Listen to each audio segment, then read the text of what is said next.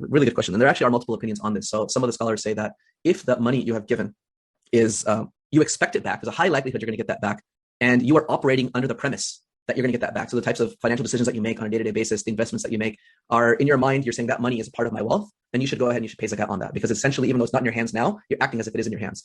If the wealth is something which is gone for a long period of time and you're unable to actually use your wealth in a way that would incorporate that value, then there's scholars who say that you could actually subtract that. I personally think that if one, and I like that opinion, that if you believe that you have access to that wealth, if you could ever get a claim on that wealth, and if it's not influencing your day-to-day affairs, then you should add that into your total assets. Right. So if I have an amount of money, say, I don't know, £100,000, and I loaned out that money to someone, and I'm expecting that money back within 10 years. Your argument is that, although there's differences, your argument is that we would pay the zakat on the full £100,000 each and every year, or just for 1 year of making that loan? Yeah. So, well, yeah, it would be every single year if we take this opinion, because it is that would still be considered your total wealth that you've loaned out. I want to make a clear distinction. If someone is loaning, the niyyah is very important in anything which we do in Islam, right? One's intention.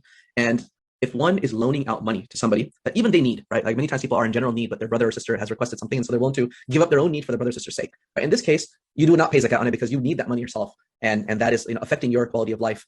But in this case, if you said, for instance, £100,000, I assume if someone donating £100,000 to somebody, they have an excess amount of wealth, and we don't. And so if the niyyah, and so people can have an intention of, I actually want to loan out my money so I'm not liable to pay any zakat on it, right? So people can find all kinds of loopholes. That becomes extremely blameworthy, right? That I'm looking for a way to evade zakat, right? But again, if it's being done out of the goodness of one's heart and that actually is causing them an impact, right, then one could consider deducting that from their liabilities because they're unable to take full advantage of it.